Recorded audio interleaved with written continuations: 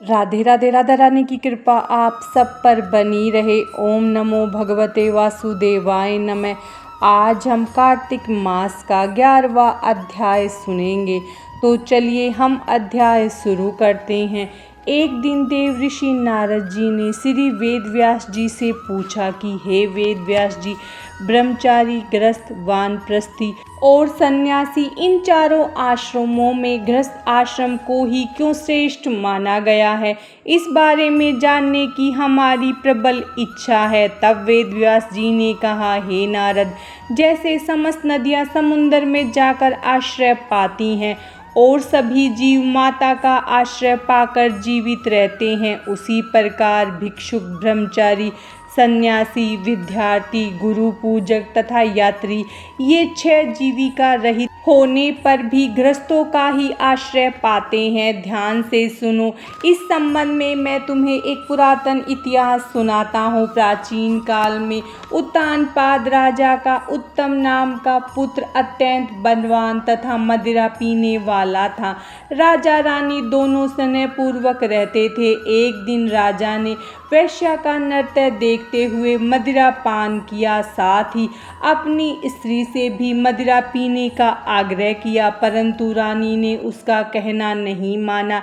तब राजा ने क्रोधित होकर अपने सेवकों को निर्जन वन में रानी को छोड़ आने की आज्ञा दी। अनुचरों ने राजा की आज्ञा का पालन किया। इसके पश्चात राजा ने दूसरा विवाह नहीं किया। रानी के वियोग को सहन करते हुए राजा प्रजा का पुत्र के समान पालन करने लगा। एक दिन एक ब्राह्मण ने राजा उत्तानपाद के समीप आकर निवेदन किया कि हे राजन, मेरी स्त्री का किसी ने अपहरण कर लिया है, इस कारण मैं अत्यंत दुखी हूँ। आप मेरी पत्नी को तलाश करवाकर मुझे वापस दिलाने की व्यवस्था करें। राजा ने कहा, हे महाराज, मुझे नहीं मालूम कि आपकी स्त्री को कौन, किधर और कहाँ ले गया है। इस स्थिति में उसे ढूंढकर कहाँ से ला सकता हूँ। यह सुनकर ब्राह्मण बोला, राजन, छठा भाग कर के रूप में प्राप्त करने के कारण आप प्रजा के रक्षक हैं। मेरी स्त्री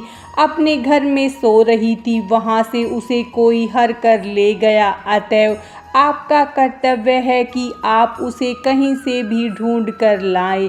राजा ने कहा, हे विप्र, मैंने आपकी स्त्री को कभी नहीं देखा और न ही मैं यह जानता हूँ कि वह कैसे रंग, रूप और स्वभाव वाली है, तब मैं उसे कैसे खोज सकता हूँ। यह सुनकर ब्राह्मण बोला, यद्यपि वह कर्कश स्वभाव की, कठोर वचन बोलने वाली, काले रंग की और कुरूपा है, तथापि मैं उसकी निंदा नहीं करता, क्योंकि वह मेरी पत्नी अर्थात अर्धांगिनी है।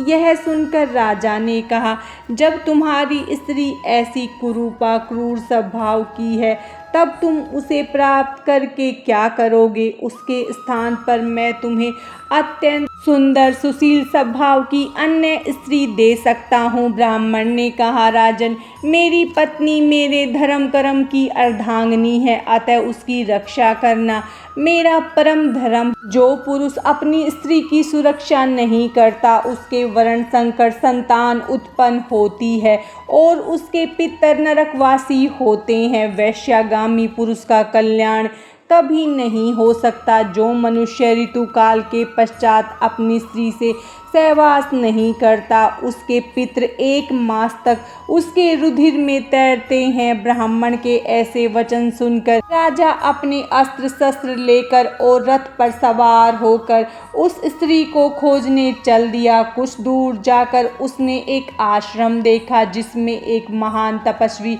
कुशा के आसन पर विराजमान थे। राजा को आश्रम में आया देखकर भी ऋषि ने उसका कोई आदर सत्कार नहीं किया। ऋषि कहने लगे, मैं जानता हूँ कि तुम राजा उत्तानपाद के पुत्र हो, मगर यहाँ किस कारण आए हो। राजा ने कहा, हे मुने, एक ब्राह्मण के घर से कोई उसकी स्त्री को हर कर ले गया है। मैं उसी की खोज में इधर आया हूँ, मगर न तो आपने मुझे अर्घ्य दिया और न ही किसी प्रकार का आदर सत्कार किया। इसका क्या कारण है? ऋषि ने उत्तर दिया, हे राजन, तुम अर्ध्य के योग्य होते हुए भी इस समय उसके पात्र नहीं हो, क्योंकि तुमने अपनी निरपराध स्त्री का वन में त्याग किया है, जहाँ स्त्री का यह धर्म है कि वह तन मन धन से पति की सेवा करे तथा उसकी आज्ञाकारी रहे, वहीं पति का भी यह धर्म है कि वह अपनी पत्नी का यथा उचित सम्मान करे। जिस घर में स्त्री का मान होता है वहाँ पर देवताओं का वास होता है। इसके विपरीत जहाँ स्त्रियों का निरादर होता है सुख शांति कभी नहीं रह सकती। इतना सुनकर राजा अत्यंत लज्जित होकर पूछने लगा, भगवान, आप भूत भविष्य और वर्तमान तीनों कालों के जानने वाले हो, अतएव कृपा करके बताइए कि ब्राह्मण की स्त्री को हर कर कौन, क्यों और कहाँ ले गया।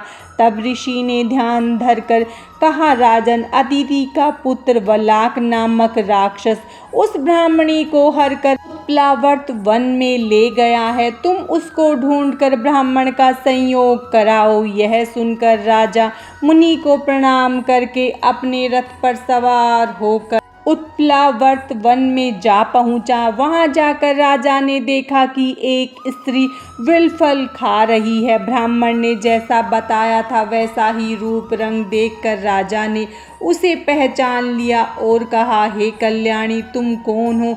इस वन में क्यों आई हो? तब ब्राह्मणी बोली, अति रात की पुत्री और विशाल पुत्र की स्त्री हूँ। मैं अपने घर में सो रही थी कि वलाक नामक राक्षस अपहरण करके मुझे यहाँ ले आया। यहाँ लाने के बाद उसने न तो मुझे किसी प्रकार का कष्ट दिया और न मेरा सतीत्व नष्ट करने का प्रयत्न किया। इतना होने पर भी अपने पति के वियोग के कारण मैं अत्यंत दुखी हूँ। राजा ने पूछा, हे ब्राह्मणी, वह राक्षस कहाँ गया है? तब ब्राह्मणी ने बताया कि वह इस वन के अमुक स्थान पर गया है। जब राजा ब्राह्मणी द्वारा बताए स्थान पर पहुंचा तो राक्षस देखते ही राजा के चरणों में गिरकर बोला, राजन, मेरे लिए क्या आज्ञा है? तब राजा ने कहा, अरे निशाचर, तू ब्राह्मणी को हर कर क्यों लाया है? यदि तू इसके साथ विवाह करना चाहता है तो यह अत्यंत कुरूपा है, और यदि तेरी खाने की इच्छा है तो वैसा कह। तब राक्षस कहने लगा, राजन, मेरे घर में अनेक रूपवती अप्सराएं हैं, उनके अतिरिक्त मैंने कभी किसी स्त्री से भोग की इच्छा नहीं की और न मैं मांस भक्षण करता हूँ। मैं तो पूर्व जन्म के पापों का प्रायश्चित कर रहा हूँ। इस ब्राह्मणी का पति राक्षसों को मारने का मंत्र जानता है।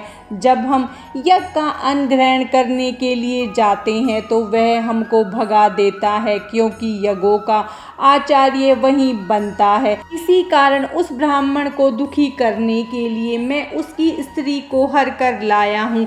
शास्त्रों के नियमानुसार स्त्री के बिना पुरुष को धार्मिक कर्म करने का अधिकार नहीं है, अतः अब वह यज्ञों में आचार्य नहीं बनता। राक्षस के ये वचन सुनकर राजा ने विचार किया कि यह भी परोक्ष रूप से मेरी ही निंदा कर रहा है। मुनि ने भी स्त्री का त्याग करने के कारण मुझे अर्ध्य योग्य नहीं माना। तभी राजा को विचार मग्न देखकर राक्षस कहने लगा, हे राजन, मैं आपकी प्रत्येक आज्ञा का पालन करूंगा, आप आज्ञा दीजिए। इतना कहकर वह हाथ जोड़कर खड़ा हो गया। राजा ने कहा, हे निशाचर, तुम इस ब्राह्मणी को इसके घर पहुंचा दो और उसके बाद जब भी मैं याद करूं तुम मेरे पास आ जाना। इतना सुनते ही वह राक्षस ब्राह्मणी को लेकर उसके घर छोड़ने चला गया। इसके बाद राजा विचार करने लगा कि मैंने अपनी निर्दोष पत्नी को घर से निकाला है, अतएव अब मैं कौन सा ऐसा पुण्य कर्म करूं जिसके कारण इस पाप से निवृत्त हो। तब राजा ने पुनः उन्हीं मुनि के पास जाकर उनसे उपाय पूछा। मुनि ने कहा, हे राजन, पुरुष के लिए स्त्री धर्म, अर्थ, काम और मोक्ष सभी कुछ देने वाली है। इतना ही नहीं, स्त्री के बिना इस लोक तथा परलोक कहीं पर भी सुख की प्राप्ति नहीं हो सकती। स्त्री चाहे कैसी भी हो, कुरूपा, मूर्ख, रोगी, दरिद्री या खोटे स्वभाव वाली क्यों न हो, उसको उसका सम्मान करना ही चाहिए। पश्चाताप करते हुए राजा ने कहा, हे मुनि, मैंने अपनी निर्दोष पतिव्रता स्त्री को त्याग दिया है, अतएव अब मैं क्या करूं? मुनि ने कहा, हे राजन, तुम्हारी स्त्री को अकेली वन में घूमते हुए देखकर शतापात नामक नाग उसे पाताल लोक में ले गया है। उस नाग की नंदा नाम की एक कन्या है जिसने उसको घर में छिपा रखा है। यह सुनकर राजा वहां से अपने घर आया तो ब्राह्मण को स्त्री सहित अपने घर में देखकर अत्यंत प्रसन्न हुआ। इसके बाद राजा ने ज्यों ही वलाक राक्षस को याद किया, वह तुरंत उपस्थित हो गया। तब राजा ने उसे पाताल लोक में अपनी स्त्री लाने का आदेश दिया। आज्ञा मिलते ही वलाक पाताल लोक गया और वहां से राजा की स्त्री लाकर उनको सौंप दी। तदंतर राजा और रानी ने पूर्वक रहने लगे। नारद जी ने अंत में कहा, हे राजा प्रथु, यह गृहस्थ आश्रम महत्तम हमने तुमको विस्तार पूर्वक सुनाया है। अब और क्या सुनना चाहते हो सो कहो। कार्तिक मास का 11वां अध्याय समाप्तम। भगवान श्री हरि विष्णु और माता लक्ष्मी की कृपा आप सब पर सदा बनी रहे। राधे राधे।